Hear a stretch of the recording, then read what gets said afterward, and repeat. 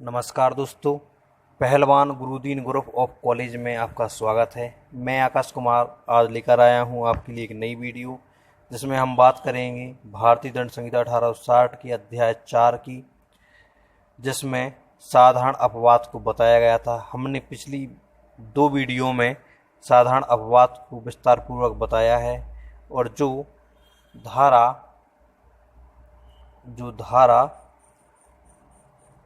76 से लेके धारा 90 तक बता दिया गया था। चलिए दोस्तों, आज की वीडियो में हम अपनी वीडियो को जारी रखते हुए उसी क्रम में आगे बढ़ते हैं। धारा 91 कहती है, ऐसे कार्यों का अपवर्जन जो कारित अपहानि के बिना भी स्वतः अपराध है।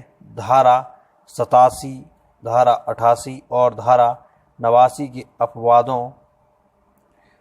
अपवादों का विस्तार उन कार्यों पर नहीं है जो उस अपहानि के बिना भी स्वतः अपराध है, जो उस व्यक्ति को जो सम्मति देता है या जिसकी ओर से सम्मति की जाती है उन कार्यों से कारित हो या कारित किए जाने का आशय हो या कारित होने की संभाव्यता ज्ञात हो।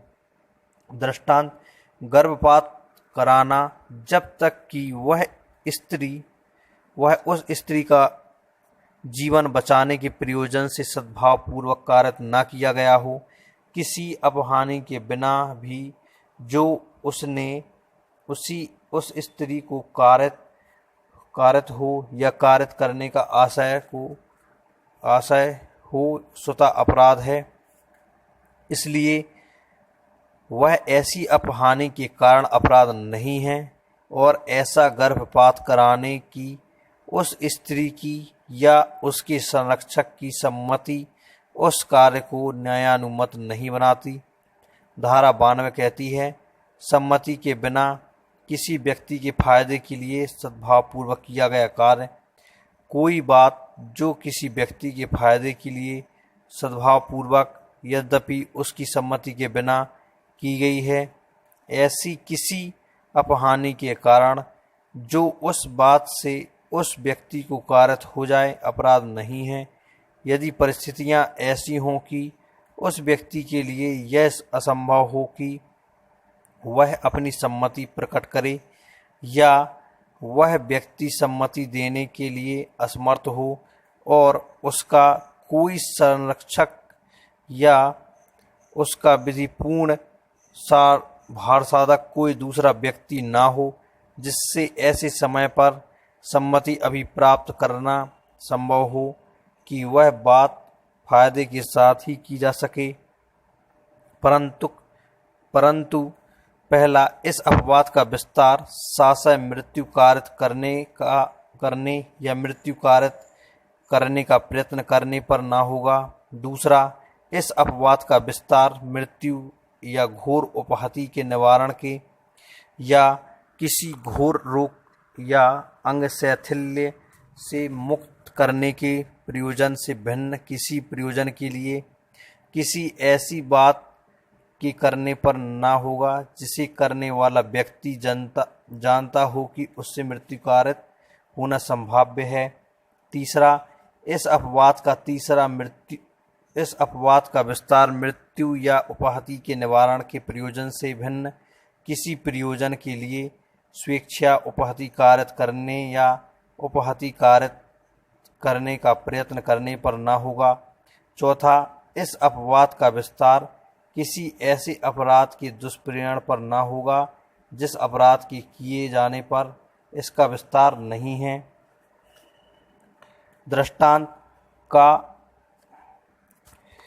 या अपने घोड़े से गिर गया और मूर्छित हो गया का एक शल्य चिकित्सक का यह विचार है कि या के कपाल पर शल्य क्रिया आवश्यक है का या की मृत्यु करने का आशय न रखते हुए किंतु सद्भावपूर्वक का के फायदे के लिए या कि स्वयं किसी निर्णय पर पहुंचने की शक्ति प्राप्त करने के पूर्व ही कपाल पर शल्य क्रिया करता है, का ने कोई अपराध नहीं किया। खा, या को एक बाघ उठा ले जाता है, यह जानते हुए कि संभाव्य है कि गोली लगने से वो यह या मर जाए, किंतु या का वध करने का आशय न रखते हुए और सद्भावपूर्वक या के फायदे की आशय से का उस बाघ पर गोली चलाता है। का की गोली से या को मृत्युकारक घाव हो जाता है।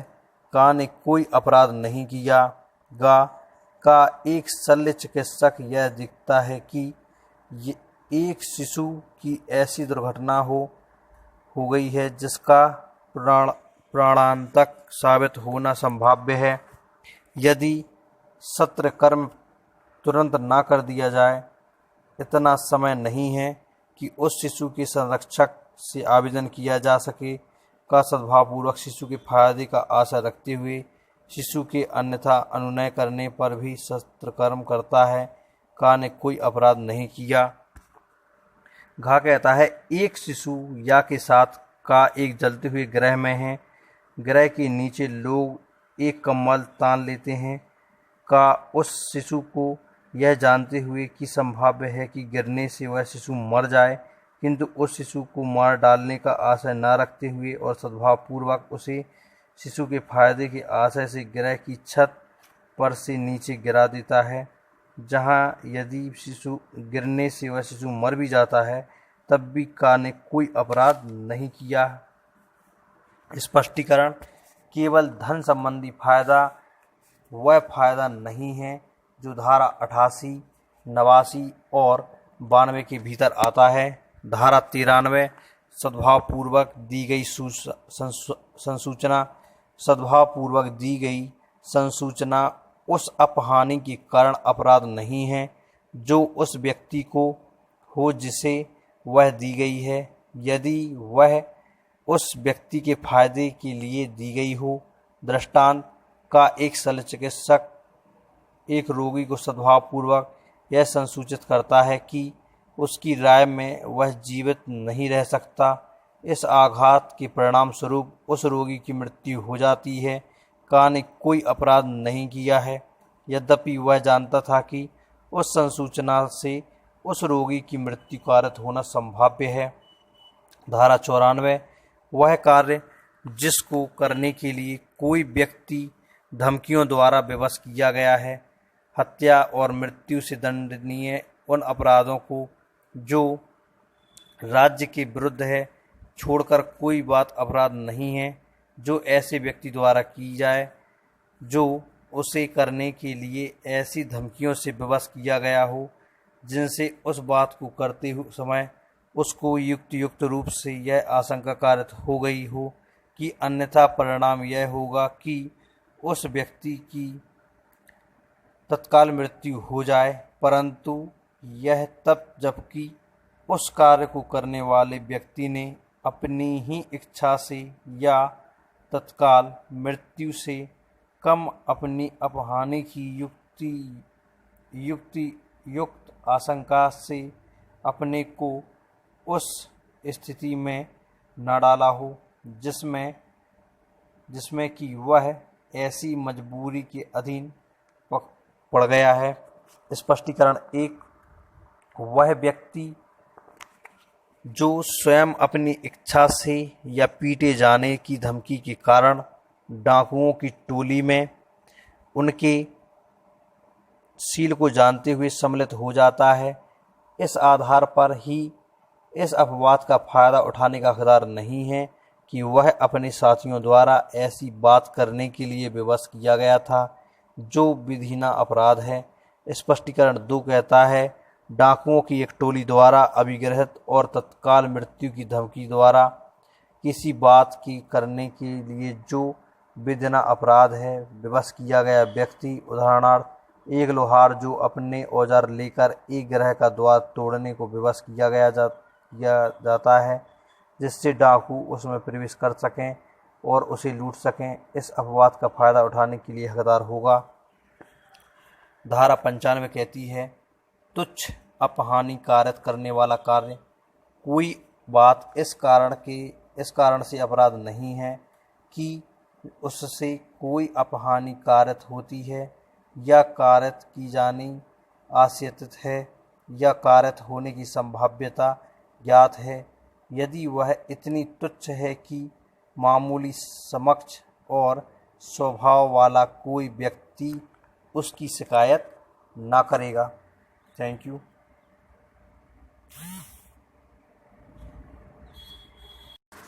नमस्कार दोस्तों, पहलवान गुरुदीन ग्रुप ऑफ कॉलेज में आपका स्वागत है। मैं आकाश कुमार आज लेकर आया हूं आपके लिए एक नई वीडियो।